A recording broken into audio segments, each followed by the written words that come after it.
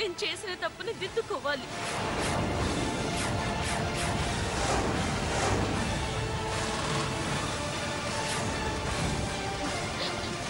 అప్పటి వరకు సంగీత సింధుల కంట పడకూడదు. సంగీత సింధుల కంట పడకూడదు.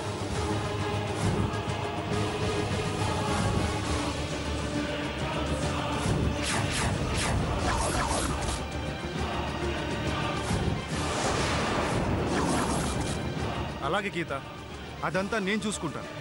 సరే సంగీత, జాగ్రత్త. ఓకే.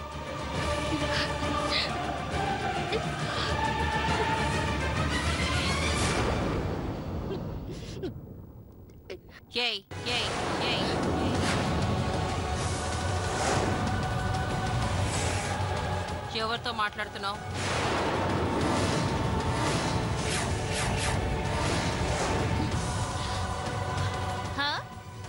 నా బాయ్ ఫ్రెండ్.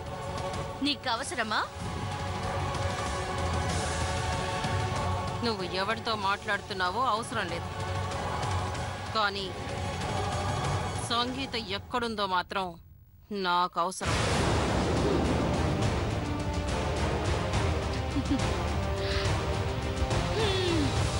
జోక్ చాలా బాగుంది. ఏయ్, జోక్ అంటే సంగీత నీ దగ్గరే ఉంది, ఇది కన్ఫర్మ్. పాపం, రాత్రి నీకు కలొచ్చినట్టుంది. ఏయ్, లేకపోతే ఏంటి? సంగీతని నీ దగ్గరే పెట్టుకుని తన తల్లికి స్వయంగా తన చేత్తోనే పిండి ప్రదానం చేయించి ఇప్పుడు కొత్తగా మాట్లాడుతుంటే జాలేస్తుంది. ఏయ్, ఆడిన డ్రామాలు చాలు, మర్యాదగా అడుగుతున్నాను, ఎప్పటికైనా చెప్పు, సంగీత ఎక్కడుందో. సరే, నాది డ్రామా.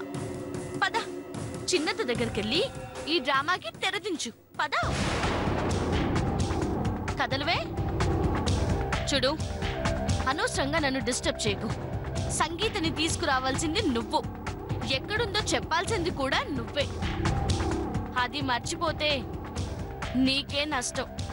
జాగ్రత్త.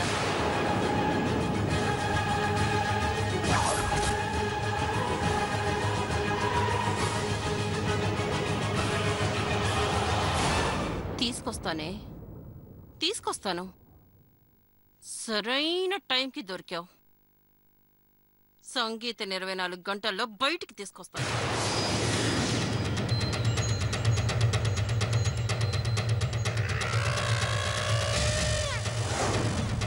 సింధూరా, ఏంటమ్మా నువ్వు చెప్పేది? నిజం నిప్పు లాంటిది కదా మావయ్య, అదే తన్నుకొస్తుంది. ఏమంటున్నావమ్మా? నా అనుమానం ఎప్పుడు తప్పు కాదు మావయ్య, నా 6th సెన్స్ చెప్తూనే ఉంది.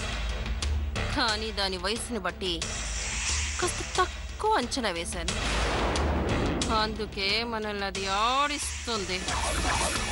అంటే కన్ఫామ్ గా సంగీత దాని దగ్గర ఉందంటావా? డౌటే లేదు మావయ్య.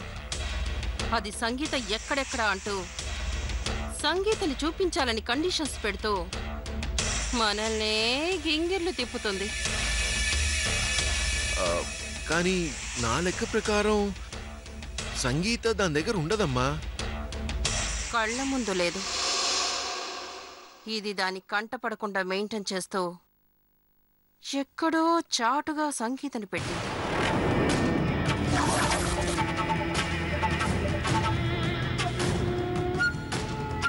అంతేకాదు మావయ్య, మనం దీని మీద కాన్సన్ట్రేట్ చేస్తూ బుర్రకి పదును పెట్టలేకపోయాం.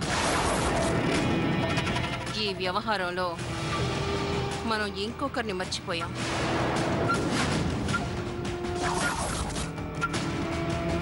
ఎవరమ్మా? సిద్ధుగాడు. వాడా? వాడి దగ్గర ఉందంటావా? ఇది తప్పు చేశానని రియలైజ్ అయిపోయి సెంటిమెంట్ కట్టలు తెంచుకుంది. అందుకే సిద్ధుని సంగీతని ఒకటి చెయ్యాలని ప్రయత్నిస్తోంది. సంగీతని దాచి డ్రామాలాడుతుంది.